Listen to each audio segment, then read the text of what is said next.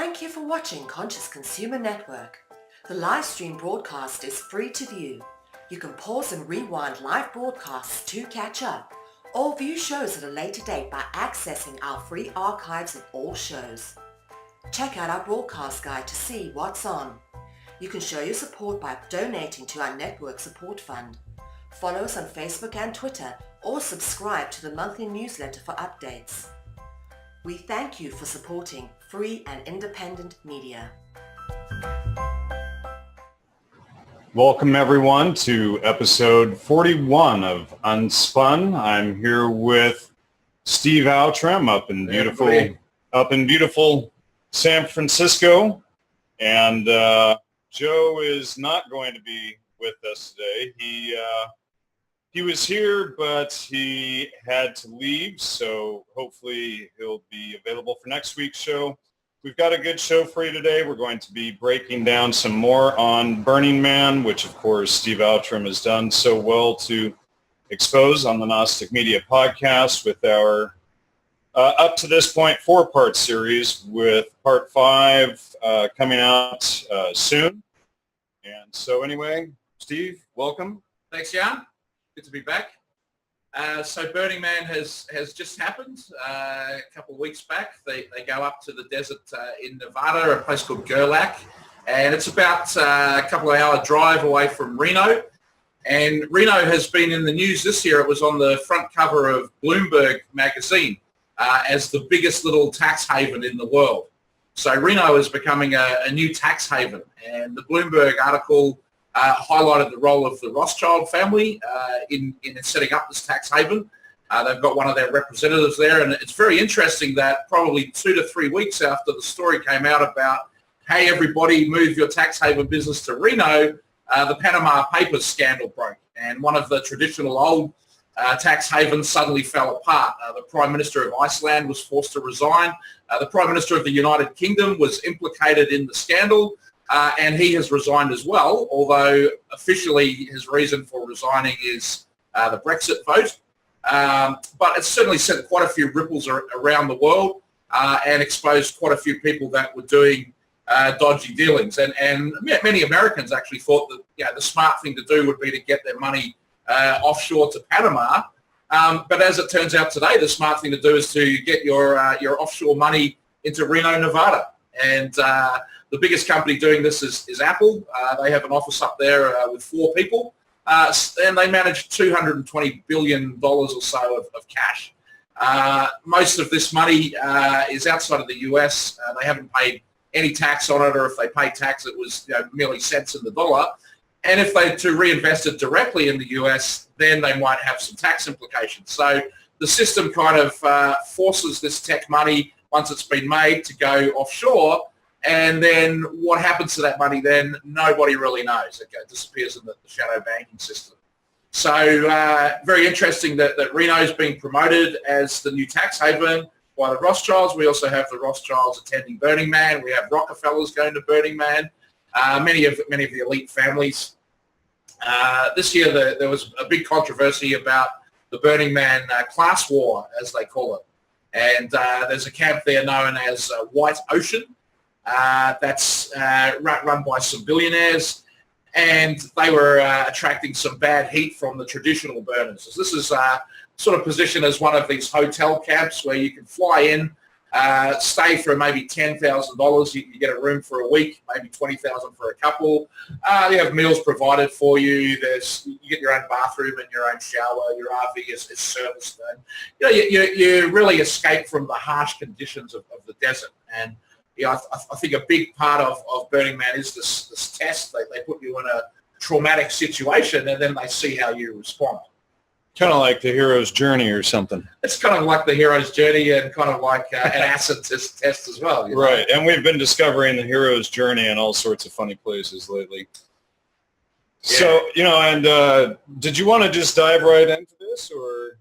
Sure, let's go straight into that. Yeah. All right. Well, what we want to do today is we're going to be discussing the Black Rock City Census, and this census is for the burner community, And it has some really interesting questions that we're going to be going into that reveal sort of a very interesting agenda behind this census and the way that it's actually trying to make participants of the census feel by participating in it. Would you agree with that? Yeah, I think so. And you know, look, I'm not an expert in statistics, but I did study a little bit at college. And to me, I think one of the great dangers of statistics is that you can sway it in certain directions. And by the questions you ask, by the way that you ask them, by the order that you present them and things like that,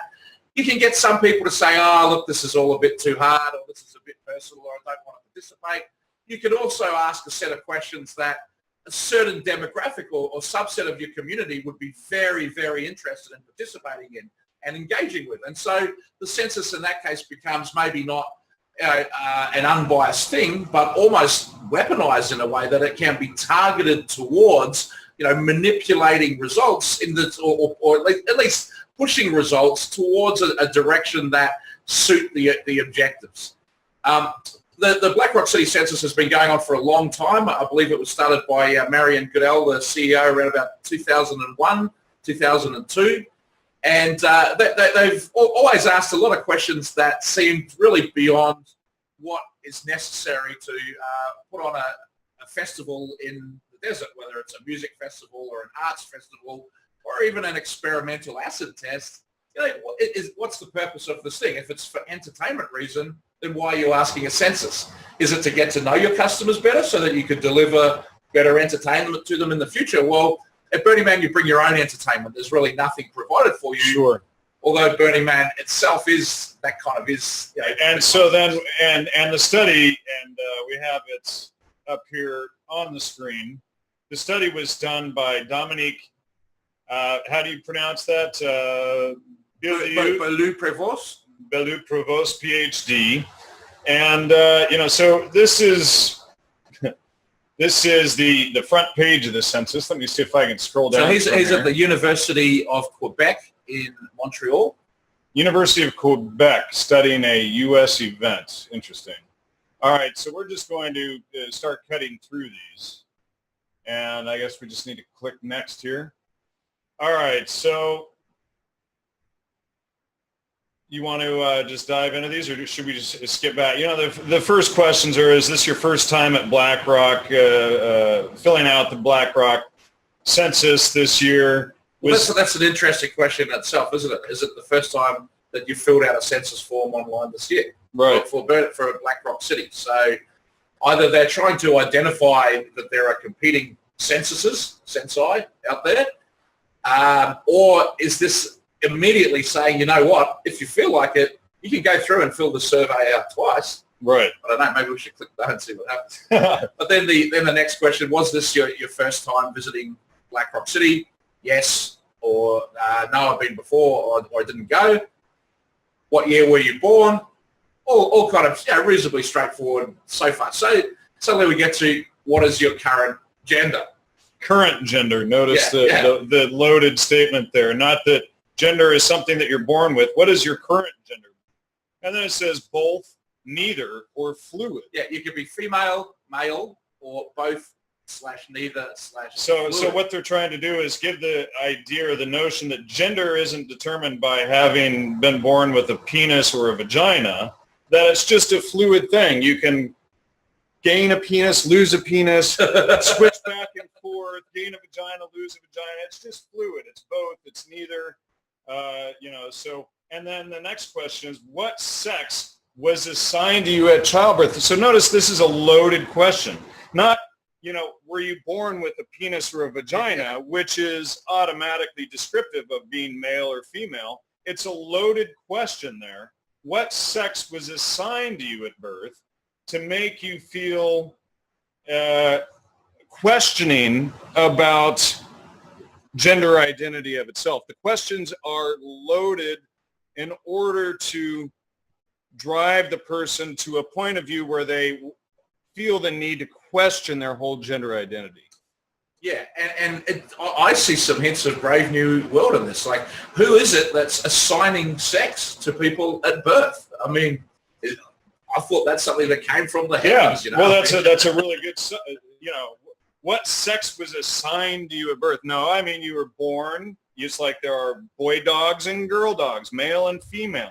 So, of course, the typical Satanist wants to create this transgender, transsexual, transhumanist, any of these trans ideas. What's the transpersonal psychology, all of this stuff. So they're trying to sell this whole notion that gender is just fluid and it doesn't matter. So obviously this is a lie. This is sophistry. It's designed to get you to question your identity in the first place. And then this is followed up by the very next question in the study here. Yeah. Do you consider yourself to be any of the following? And check all that apply. Trans star person, e.g. transgender, transsexual. Gender queer, gender non-conforming, gender questioning, two-spirit, or someone with an intersexual condition. I don't even know what these things mean. Well, sure, yeah, they're actually making up terms, and mind you that this is supposed to be an academic study put out by a PhD at a university, and here he is literally making up terms to fit this agenda, to go along with the sophistry that he's trying to create to get people to question their identity and what it is. And of course, throw in some high estrogen foods like soy, throw in a low cholesterol, low fat diet, which produces testosterone, etc. And then you can start, having people with the highest ever in history with gender identity issues. Yeah, and I want to point out about this that there seems to be an agenda behind these questions. Yeah, perhaps that's a pun, agenda. But they had the LGBT movement that began in San Francisco in 1977 with big parades in the street, marching in the street saying, we want rights. We want to be seen as humans. We want to be seen as equal humans. We want to be able to marry. We want to be accepted in society. And it seems like they very much have achieved that. The Burning Man questions in the earlier days of the census did ask about sexuality. And you could be L or G or B or T. You could identify as a transgender. You could identify as bisexual. But that's gone now. They've achieved that. They've achieved their gay marriage, but they are still pushing. Right, yeah. This agenda. What is two-spirit that is covered by bisexual, right? And once they achieve their goal, it's the the goalpost fallacy, right? So now they've extended it out further. Well, now we have gay rights, gay marriage, all of this. Father and mother are being forcibly removed from legal documents, and now it's this nonsense of parent one, parent two, etc. So all of this has been achieved, but now they're trying to break down even what these are and go far beyond that, far beyond any identity. And we can see the hints of cultural Marxism in doing that. Right, and absolutely. Weaponizing language and using words to divide us and confuse us. Absolutely.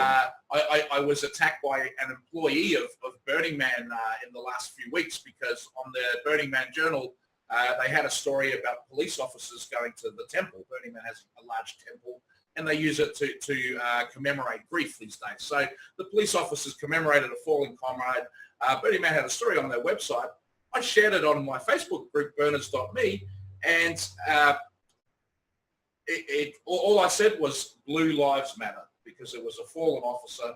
And I think that's important. Apparently that's a racist statement to say that Blue Lives Matter is racist. Now, I didn't even know blue was a race. It's usually often the color of a police uniform. Yes, and there can be African American, Latino, or white, or like this. I don't know there's anything in the police force that says that they have to be a specific race to be a police officer. Right. So, in fact, the last time I was pulled over about a dozen years ago in LA for running through a light, Asian police officer working for the LAPD department. He did not give me a ticket, but Asian. So he's a blue Asian. Yeah. So, I mean, it just seems crazy, but it's an example of how this movement of Black Lives Matter is using language to divide and attack. And this is very deeply buried within Burning Man, because this was an employee of Burning Man coming to troll me on my Facebook page. And, you know, when I pointed out that they were working for Burning Man, they just deleted the whole thread. Luckily, I'd saved some screenshots of it. But, you know, anyway, coming back to these questions, you know, I think many regular, you know, heterosexual man and woman type people seeking that type of relationship who went to Burning Man looking for fun, they might have got through this survey and answered these first 6 questions. And then I'm thinking, well, do I really want to spend 45 minutes of my time figuring out if I'm two-spirit or genderqueer or non-determinative gender? What? I mean, you're a man or a woman. It's so straight away, you know, my initial reaction to this would be to walk away from it. I was actually sent a link to this from another burner, and that was their reaction as well. And they could see straight through it that they are trying to self-select for the LGBT community that really love, because they love to talk about this. They love to write a 1,000-word essay at the end about their two-spirit gender queerness. And so you're going to and come to Burning Man to find yours. Yeah, and then you'll really look. The Burning Man survey says 30% are genderqueer. So if you're genderqueer, well, of course you want to go there. That's the right. And what it actually means, no one ever says it at any time. Sure, they just know it's desirable. All right, so what's the next question here? So we have to fill out a few of these so we can say first time, yes, yes, first time. So the next question that then comes up, and that's manipulative as well, is that they're saying, check all the years that you attended the Burning Man event in the Black Rock Desert or Baker Beach. So as we exposed in part 4 of the Shadow History of Burners, the official story of Burning Man starting in 1986 at Baker Beach is actually not the full story. It was going on much earlier. It was probably going on at Ocean Beach. And in fact, if we have time a bit later, since that episode, someone in the audience has actually sent us in a link to an earlier event going on in 1979 at the Sausalito houseboats that was called Zozobra. I'm sorry, I'm getting those two confused. At the Sausalito houseboats in 1979 was called Beelzebub. So they made a... Yeah. I just clicked the wrong one. Sorry, I was trying to show it on screen here. They created Here we go. So this one is the Zozobra event. So this started in Santa Fe, New Mexico in 1924. So they're coming up on 100 years of it. And they create a giant wooden wicker man and they burn it on fire in a big ceremony as the climax of the event. And they do this based on the ancient wicker man of the Druids. Can you switch to the other one, which is called Beelzebub? Let's see this one. Okay. There, yeah, here, I got to stop sharing and come back in. So the Sausalito houseboats have quite a strong countercultural link. They sort of were this ragtag bunch of rebels and pirates kind of fighting for their existence of their community against developers and possibly even some people from the East Coast with mob connections, wanted to come down and take over, get rid of their houseboats and build big condos down on the waterfront. These people resisted, the community fought back and won, and there's a sense of pride amongst this little houseboat community. But we find some incredibly important figures of the counterculture living down there. Stuart Brand is living in the houseboats. Alan Watts, there's this famous houseboat party. Also Ted Nelson. Yeah, and we actually did try to find the houseboat yesterday, but we didn't find it. But we got close. There's a lot of houseboats down there. But you also have Ted Nelson, who created Xanadu, which is basically the precursor of the World Wide Web as a hypertext technology and vision. I mean, these are big thinkers. And you also had the location of the Whole Earth Empire offices, the review, catalogue, whatever, was down there in Sausalito by Stuart Brand's houseboat. So coming out of these counterculture, ragtag band of rebels of Sausalito houseboat crew, they make this statue called Beelzebub, a wooden statue. It's probably, 20, 30 feet high. And they carry it through the community in a big parade.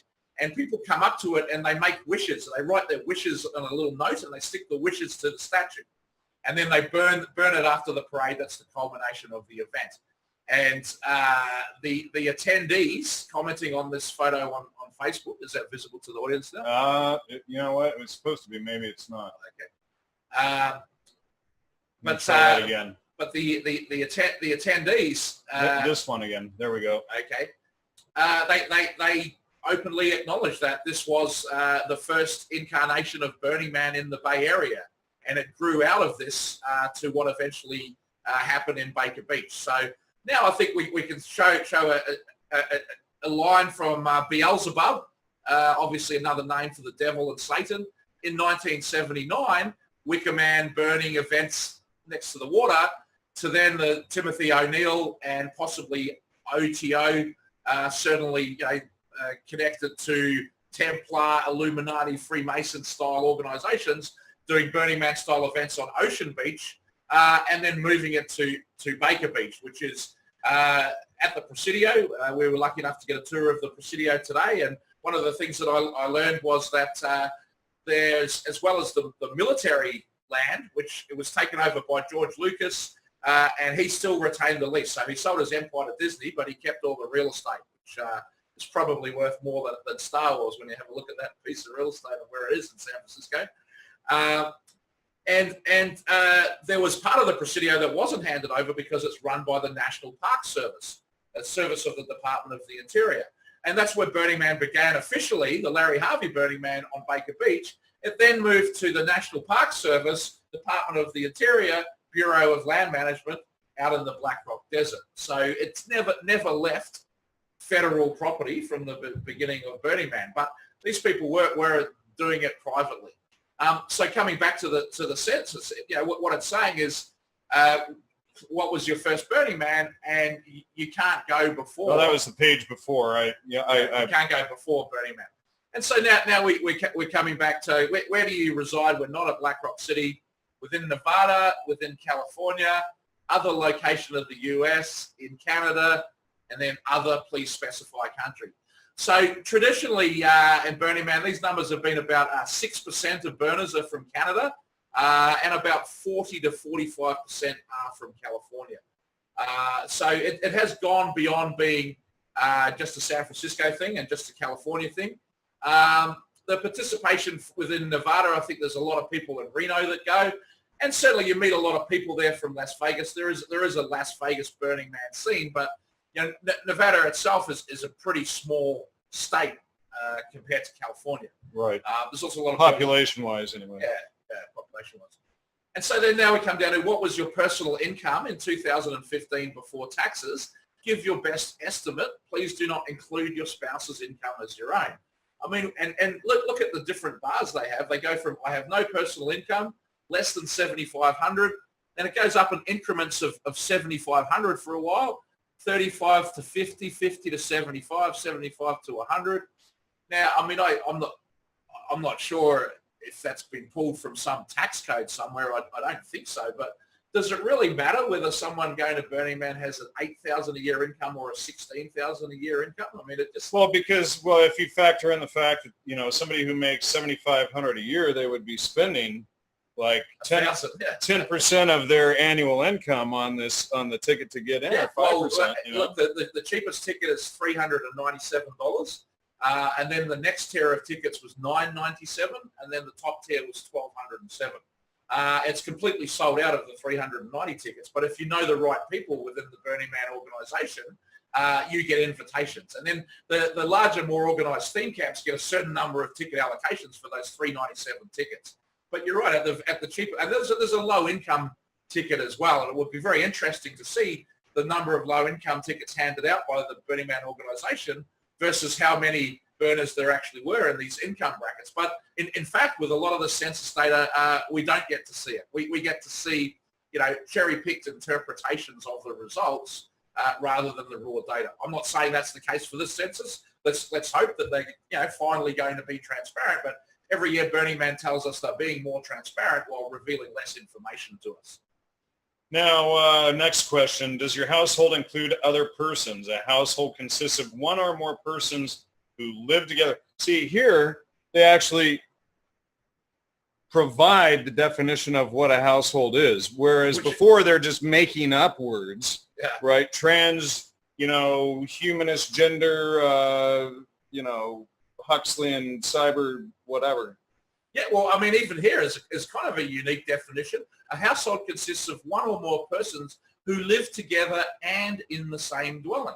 So there are persons who live together, but not in the same dwelling. Well, and so they're trying to separate from the idea of family. Yeah, exactly. Right. Exactly. So, and I don't know. That's kind of a strange question. Again, what's the relevance to a dance party? And Burning Man say that it's not just a rave in the desert, that they're making the world a better place. And they also say that they're social engineers. That's what they do, and that's their primary competency. But how do they social engineer when all they do is pick an annual theme for their event? But suddenly when we look at these questions and the granularity and the shaping and the use of language, maybe this indeed is where we start to see some of the evidence of the type of social engineering that's going on towards burners being run by academic institutions. And speaking of which, now we go to which level of education have you completed? Do you want to read that out? All right, so which level of education have you completed? High school, diploma, or equivalent? Some college, associate's degree, bachelor's, graduate degree, master's, doctorate equivalent, technical vocational certification, healing certification, i.e. herbal medicine, acupuncture, massage, beauty certification, hair, esthetician, cosmetology, other, please specify, or none of the above. I mean, there are all kinds of trade and technical qualifications. You can get qualifications for computer networking, for car mechanic, get a black belt in karate. Like, why is it that to Burning Man, the beauty certification of an esthetician and a healing certification is important figures for them to track? Right. Is it because they're interested in the penetration of the new age within this culture? And especially when you think of, the massage, acupuncture, and herbal medicine, it's completely penetrated by the CIA's new age versus the estheticians and cosmetologists would not be typically. Right. I mean, they do a lot of gossiping and stuff like that, but typically when you go in to get a haircut, you're not met by somebody who's dangling crystals and playing new age music and this sort of thing, right? Good point. So I guess tick a couple of those. All right, so let's see. We're just going to click some of these and go to the next page. None of those are starred. So what was the first language you learned and still use? So now this to me looks like they want to target language groups. Well, that's right, because they have other all the way through this, which is convenient, but they've picked certain languages that are obviously the ones most of interest to them. And I'm interested to see both Hindi and Punjabi there. I mean, why? There's Urdu and Farsi and Tagalog, Romanian. Well, sure. I mean, Romania is a small country. Why not have Serbian or Croatian or well, in New Zealand, I went to school. I learned to speak some Maori. But why is it Maori there? Well, what about Maori in the world? What about Finnish or something like that? That's right. I mean, Swedish is there, Norwegian is there, Danish is there. And I don't see what's the one in Southern Africa? Afrikaans. Yeah, these aren't there. Swahili, etc. So it even looks like they're targeting specific ethnic groups and not others. Would you go? Why is it? What was the first language you learned and still use? What does that mean? Why don't they just ask what languages do you speak and you click checkboxes, right? Wouldn't that be more useful information? Right. From a survey, if you wanted to get data from people that are giving you 45 minutes to fill this out. So, I don't know. It seems a little weird. What category best describes your ethno-racial background? So now it's not your race, it's ethno-racial background. Yeah. So this is a whole new term I've never heard before. Did they include a definition in this one? wait, this one does not have it. So they're defining some words and not defining other words, even though Dr. What was his name? Is making up everything as he progresses through this. Yeah. Anyway, the doctor from Quebec. Yeah, the doctor from Quebec. Provost. Dr. Yeah. There we go. So, and I mean, are they going to ask in next year's census or the one after what ethno-racial background was assigned to you at birth? Because what if you bleach your skin or something like that? Then you can just alter it. It's fluid. Right. Then you're racial fluid. Well, no, it would be transracial. Perfect. Right. See, so sorry, Satanists, you don't get credit for that one. I own that. I patented it. You cannot do that one. I will sue you if you do that, just to let you know. So hands off the transracial agenda. But anyway, let's say what category best describes. First one is Asian. The second one is Native American. And then please specify your tribal affiliation. Now, first of all, I'm lucky enough to know some people that have Native American blood, right. But most of them relate their ancestry to multiple tribes, right? So sure. In a way, it's almost racist. Sure. But perhaps they're encouraged to put as many as they want. Then we come down to Hispanic/Latino, for example. I mean, they have to well, what about Mexico? I mean, if you look at, Montezuma, who ruled the tribe of Mexico or the Mexicans, well, that was just the center of a massive Mexican empire that consisted of hundreds of smaller tribes. Right. And again, from the people that I've met from Mexican descent, some of them, think of themselves as of Spanish ancestry rather than of Mexican ancestry. Some think of as Mexican ancestry. So that isn't being asked. They say Hispanic/Latino, and then the examples are Mexican, Puerto Rican, Cuban, Colombian, Brazilian. I mean, I don't think you need examples, but if you're going to put examples, maybe you say e.g. Mexican, Spanish. Right. Well, I mean, is it possible that someone from Argentina, for instance, is Italian? Right. Right. Yeah, or from Colombia. So, and then we have we have white/Caucasian brackets non-Hispanic. Now, they wanted so much specificity regarding the languages, but why clump all Europe, the whole European continent, into one race, white Caucasian? Yeah, I mean, have you ever thought of yourself? What race are you? Non-Hispanic. Non-Hispanic. I'm non-Hispanic. Non-Hispanic race. And then the next one is black non-Hispanic. Now, first of all, these are the most politically correct people I've ever run across in my life. And if I went around saying people are black, they would jump down my throat and abuse me for being racist. But in the survey, they have to say African American. And then not only do they say black, they say blacks brackets non-Hispanic. Right. So what? So if you're Hispanic with dark skin, you're not allowed to identify as black, but you can identify as genderqueer. What?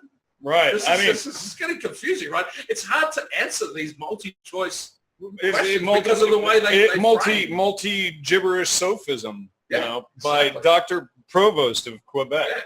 Good job on your sophist training, Doctor.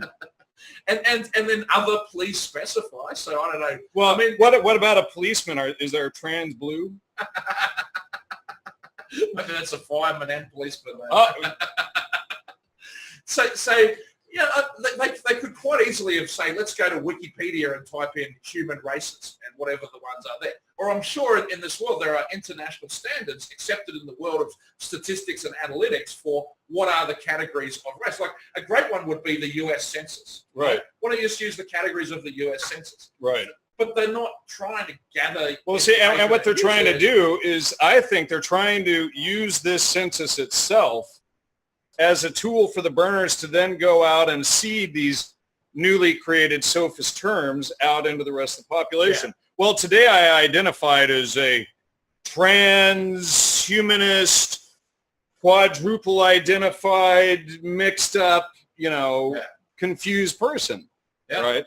And something that I should point out that will be obvious to anyone that's familiar with the Burning Man organization, but probably a mystery to outsiders, is that within the 100 or so people that work for Burning Man, the company, that spend all year round putting on this 1 week long event, the demographic and the skewing is very much towards this survey, right? Right. They will tick all the boxes on that. They would have far more two-spirit and genderqueer working in their office than say, IBM or Microsoft. Do you suspect that next year they'll add a question to the census if the takers of the census saw this interview this year? Yeah. Do you because then it would just skew all of their answers, right? Well, right. I mean, it wouldn't surprise me. Or they put some weighting in for it. Right. So anyway, right, moving on from, so we've had a question about what language did you have at birth, and then we have a question about what best describes your ethno-racial background. Can you go back? Oh, sorry. Because we actually did. It seemed like we were finished on that, but actually we weren't. Is there another one there? Yep. Because now it says, do you consider yourself to be a person of color? I mean, Well, look. Sometimes they're trying to steal my trans. They're trying to steal my trans racial identity thing. See that right there?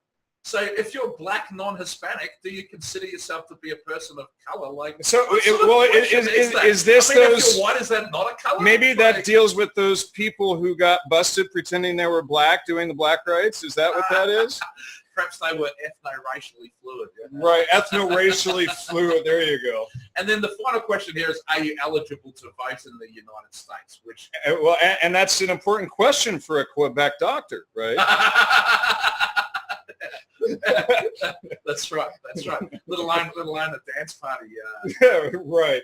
Because you need to be able to vote, right? All right. So I got to say, I don't think that there would be too many genderqueer two-spirits in San Francisco voting for Donald Trump. All right. So people are different in their sexual attraction to other people. Which best describes your feeling? Are you only attracted to females, mostly attracted to females, equally attracted to females and males, mostly attracted to males? See, so what they're doing is they're trying to promote and push this whole transgender, transsexuality, Bruce gender, confusion identity, low cholesterol diet thing onto the masses so that they're confused. And what they're using this test for is to judge their progress in this. That's my feeling on it. Yeah, and like the options are like, I am not sure, and I have no sexual attraction as well. Right, but in case you're an asexual, right. It does seem to me very much geared towards suggesting that anything within the spectrum of LGBT and now Q as well is completely acceptable and normal. And if you ever even once like looked at a man and thought, oh, that's a good looking man, therefore you should just identify as LGBT. Right. Now, do you think we should put a disclaimer into the show right now in case there's somebody who is out of their, university safe zone?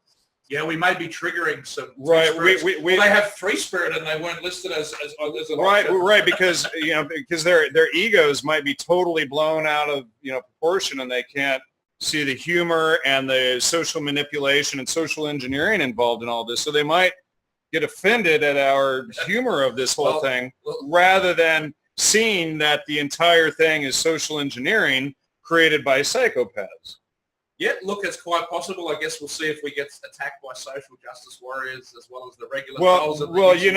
Next week the internet is being taken over, and I don't want to give them again any ideas, but maybe this will be a gauge.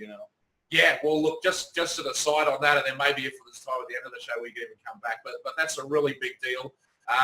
You've been told that maybe the internet's going to be handed to the United Nations or China. It isn't. It's been handed to a tax-free non-profit California corporation set up by Silicon Valley venture capitalists, and that's happening next week. They have complete control of all of the IP addresses and the possibility for the internet kill switch, the possibility to have entire top sites taken off the internet.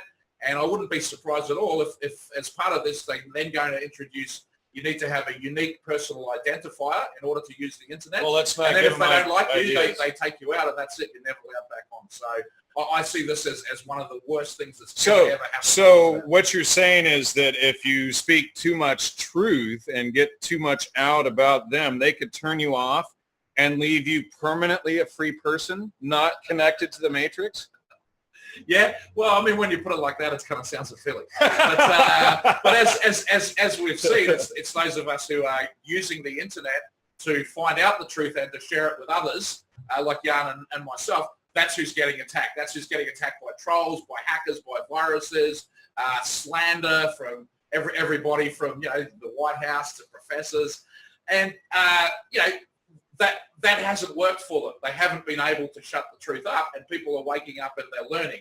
And so they're starting to become very, very afraid.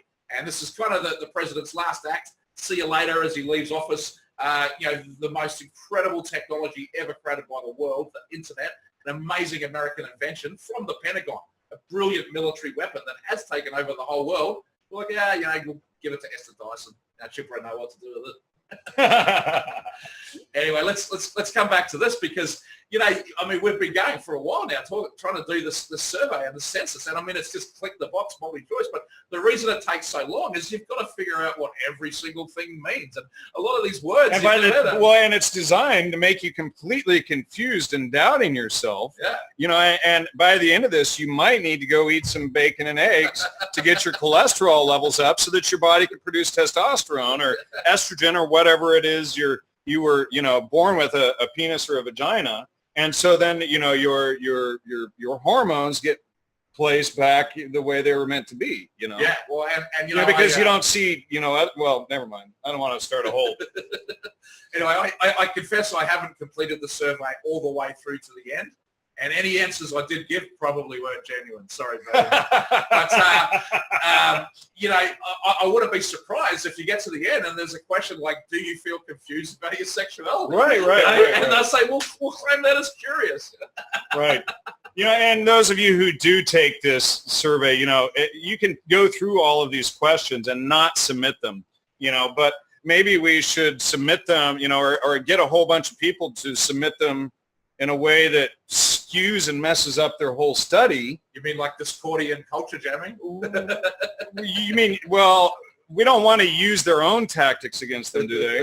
Do we? That might be stooping to the use of sophistry. However the audience decides to handle it. We might need to take some LSD and do the survey. Right, and then, we can... Anyway, don't do that, kiddies. Yeah, it's CIA mind control. I've well proved that. So it's the CIA's first weapon to get inside your head. So coming back to the questions. So, okay, the next one is, which of these expressions best describes your sexual orientation? Check the best answer. Heterosexual or straight? What? Heterosexual or straight? Right. I'm sorry, what does that mean? Right. Well, they want to, they're breaking it down, even though they don't define these words. Yeah. Because it's eugenics, and they want to know how they're eugenic. See, here's the issue, folks, is the elites, they can never elevate themselves. So the way they do it is to push everybody else down and to get them to breed out of the population. Right? And everyone else right. goes down. So that way, at least the elite, they can just stay like this, but they're going to push everybody else out. It is eugenics. That's one thing, no matter, how hard or confusing this is for people to understand or how upset they are at our humor about all of this, it is eugenics. It is social engineering. It is psychopathic. They are manipulating you with the very questions. So, and then, continuing questions, bisexual or pansexual. Now, several months ago, we did a show regarding pan. And, of course, pan, it's not just like panoramic widespread. It deals with the god Pan, which was a Satan god. And this is where the word actually comes from. And so then they go bi-curious or hetero-flexible. Well, last time I checked, hetero means you're hetero, not hetero-flexible. Yeah, so they're creating another new word to identify, to encourage people who are hetero to be hetero-flexy, like saran wrap or something. Yeah, and just to pick up on the heterosexual or straight, a man wants to be with a woman. that shouldn't be confusing. That's the most simple, basic thing. It's biology. Right. It shouldn't be confusing. Well, but it's... But when I say heterosexual or straight, you got to think of it like, well, but when you mess with their heads and their diet, it's confusing. If you put a bunch of phytoestrogens in their diet through the plastics and the soy and the tofu, you tell them that their liver can produce enough cholesterol. They don't need to eat fat and cholesterol. They don't need to eat their steak, bacon, and eggs and raw milk, etc. They're going to have this confusion naturally. Yeah. So then rounding off that question was the other options are asexual, and I refuse to use labels to describe my sexual orientation. Right. So it's pretty funny from a guy inventing a whole bunch of labels. Right. So he's inventing a whole bunch of labels, and then he says, let's not, here's one in case you don't want to use any labels. One of these crazy so, and of course, being able to identify things with words is how we communicate. So this is even undermining the language itself. In the default world, do you share your life with a partner? Default world, in other words. No, that's what burners call the outside world, is known as the default world. Oh, okay. Like reality, right. So when you're high, it's another world, and then they bring in quantum physics, and that's a whole other discussion. Well, John Perry Barlow coined the use of cyberspace in its current form. So he says he took it from William Gibson, but he's the first to apply it to how it's used today.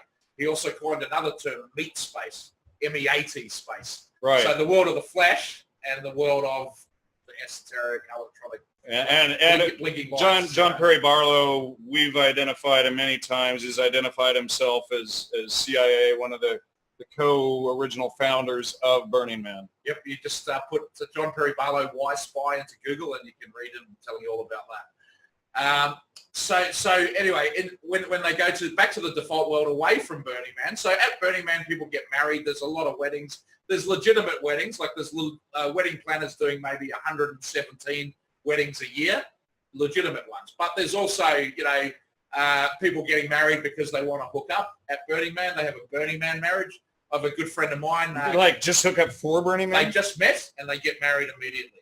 And is it only for the duration of Burning Man, or is it outside of in the default world too? It's typically only for the duration of Burning Man. Wow. But in the case of one very good friend of mine, an incredibly clever PhD, they're still married and going really well. She's a lovely girl. So in case you don't want to have sex out of wedlock, exactly. They have you can have 8-day long wedding. Yeah, and if you've ever seen and then what that would do is long-term commitment isn't important because this is just an 8-day thing. And so then that promotes the idea of, hey, a wedding, it's just a little ritual. It doesn't matter if you break it a week, 8 days later, right? I've got your theme song from Huxley, No More. Yeah. Well, there you go. Yeah. But so that's part of it. And then if you go to Las Vegas and you go to one of the nightclubs there, you're bound to see a bachelorette party. Right. And all these girls will be dressed up completely skanky, and the bachelorette will be the most drunk of the whole group, who are all drunk, and she will have a little veil thing on her head to sign that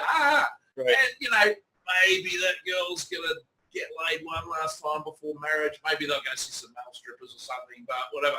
At Burning Man, you'll see the girls running around with that, playing that girl, but they're actually looking to hook up. They really don't care about the wedding or not. That's become a kind of social indicator, right? So, wow. So it's probably not a girl on a real bachelorette party if you see her at Burning Man dressed like that, but she's probably ready to party. Got it. Ready to party. Well, depending, of course, on who she's going to party with. And it depends on possibly what religious background she is. So then we have to break the religions, too, so that everybody becomes an other. Please specify. Yeah, so I am religious. How do you describe your spirituality? I'm religious. I'm spiritual but not religious. I'm an atheist. I am agnostic. I am deist, and I don't know. So what's the difference between deist and agnostic? I don't know. That means you believe in various deities, where agnostic is, I don't know. Yeah. Gnosis means to know, so agnosis means to not know. I believe that there are powers that exist in this world that we don't know, and that I don't know, and that power can work in my favour. But I'm not a member of an organised religion. So you're not an atheist, is what you're saying. I'm either an agnostic or I am deist, but I don't know. But I actually know. I know really well. But to answer for the Right. purpose of answering this Well, question. but you got the, I don't know, so right. I'll have to put so I don't know. I don't know. And then that helps because they really don't like religion. You might be Right. surprised to hear that. But, No. but in the You mean like in the one with the upside down church and all? in the typical demographics from the survey in the past, it's Or no, it was a very church as a strongly- mousetrap. That's what it was. the Right. church trap, While yeah. they're the church trap. what? Yeah. But never mind that. I brought a piece of art. But never mind that Burning Man is a cult. Well, they have Sorry. a temple. They Did have I a temple, decide? you know? Did I say We're the not- C word? We're not a religion. We're not a cult. But wash your own brain, and we have a temple. Right. And it's in a pentagram. And we better be it's created by the CIA and the military intelligence community who created all the cults of the 60s and 70s and 80s and never mind all of that, and, right? You know, it's just like Bohemian Grove. You know? It's not a color or anything. Don't worry about it. Anyway, watch our Shadow History of Burners Part 4. And All right, so and then again, it wasn't enough to ask once, a bit about, let's really get into it. right. Do you belong to a religion or religious denomination? Check one. So that way they can know at the future Burning Mans which religious denominations they need to target the most heavily. Well, have a look at the segmentation here, right? And they say you have to pick one. So You know what? I need to resume sharing on that. Sorry, folks. There we go. okay. So the choices are: I don't belong to a religion, Protestant, Catholic, I'm Christian, please specify, Jewish, Buddhist, Pastafarian, Church of the Flying Spaghetti Monster. Yes, Pastafarian. Pagan, Muslim, or Hindu. Now, this isn't an alphabetical order. It's certainly not an order of, worldwide popularity. And I don't even believe it's in order of Burning Man attendance. Now, So what if how do you're... they come up with Muslim and Hindu go last, below Pastafarian? Are they trying to tell you something? Right. Well, and what about, like Bob Dobbs, the Canadian intelligence guy, the sub-genius, right? Yeah. Where are all those religions? I guess that goes. We've already exposed him as an agent. Sorry about that. Yeah, all right. So this is new territory for me. Now, I don't know what we're going to... All right, so here we go, folks. We're ready. Here we go.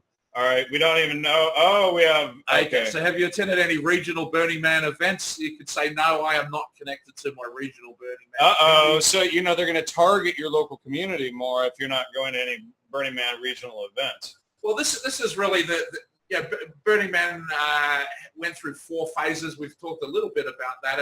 And they got taken over in 1997. And the group that took it over, the corporate group that kind of runs it now, their view was to expand it worldwide and to create the Burning Man network and these regional events. Well, it's a corporation, right? So they need to grow. Well, it's now a tax-exempt corporation. Right. Even, kind of like the Rockefeller Foundation.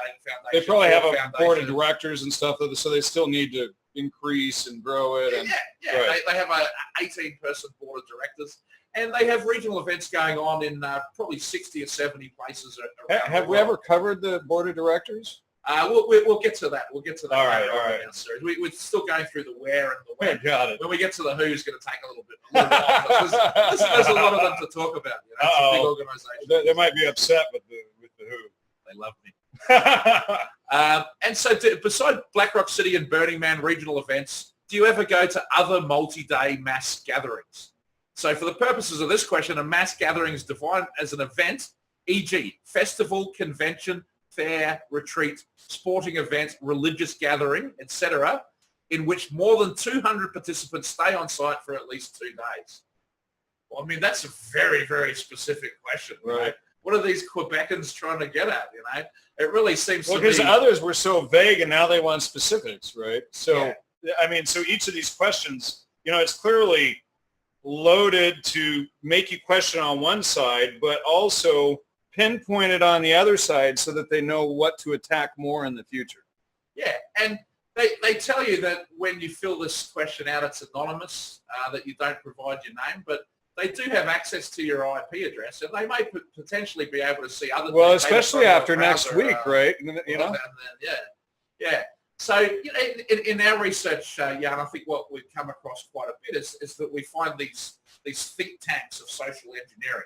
So it might be the Stanford Research Institute or the Tavistock Institute, and something like the Grateful Dead or the Summer of Love or the Human Being. It seems like a bunch of hippies doing LSD, but it's actually Marshall McLuhan and Madison Avenue and Willis Harmon down at SRI. And so behind the scenes are these academic think tanks and social engineers shaping the outcome Right. of the counterculture. Right. And this is very much the impression I get from this survey.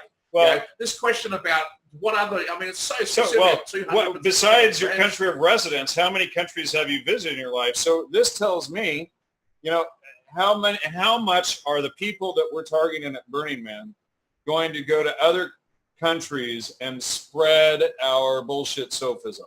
Well, that's and what Satanism. they definitely want to spread the values of Burning Man to Right. other countries.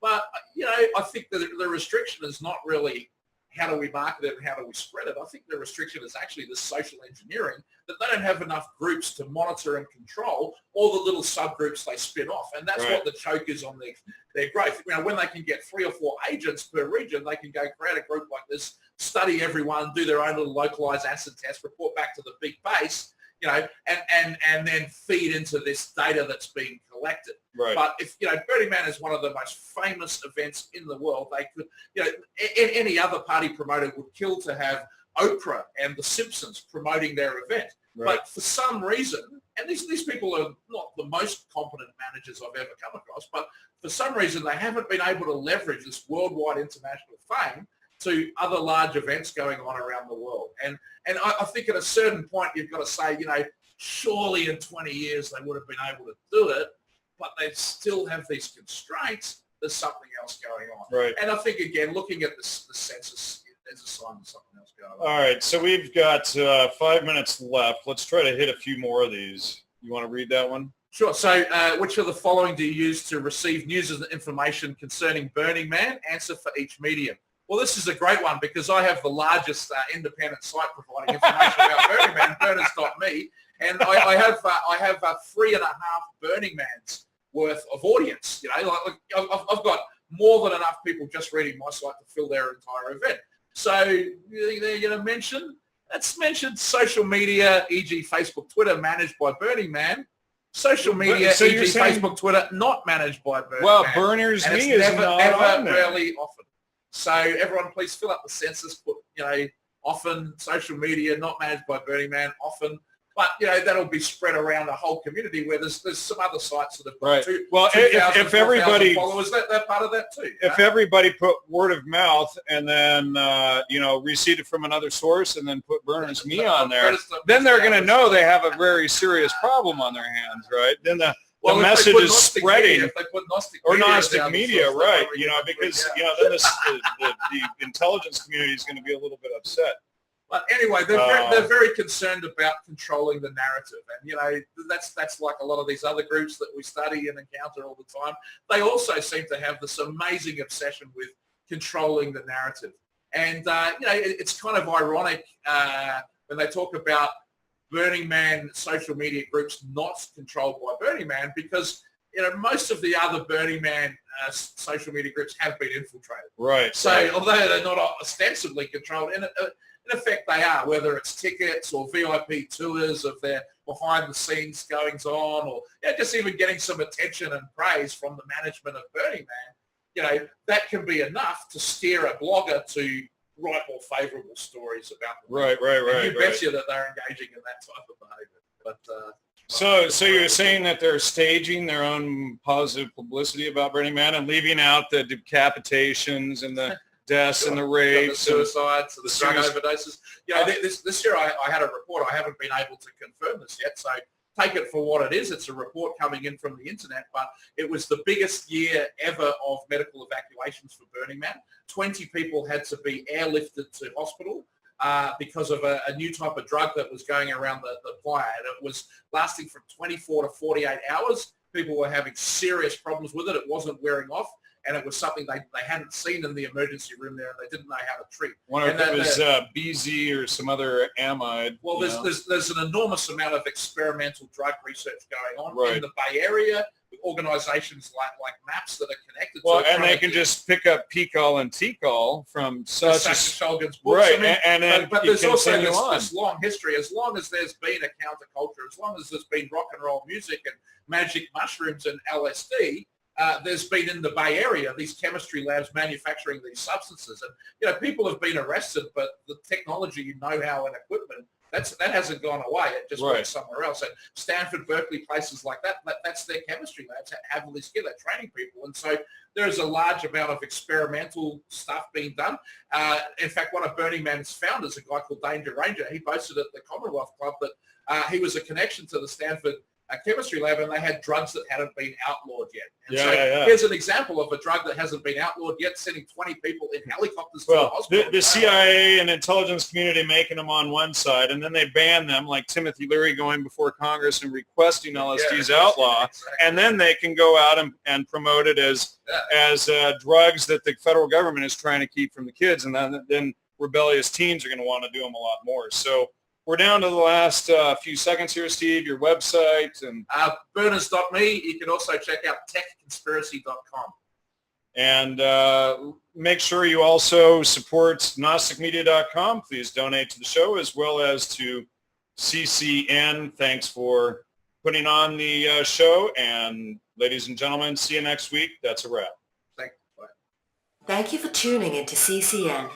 This unique network is dedicated to free and independent media.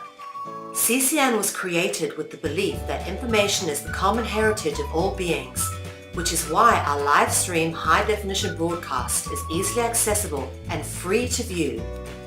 If we want to change the world, we must first change the media. Having produced over 1,000 shows in 2015, which are all archived on YouTube, we look forward to bringing you more groundbreaking, cutting-edge information in 2016.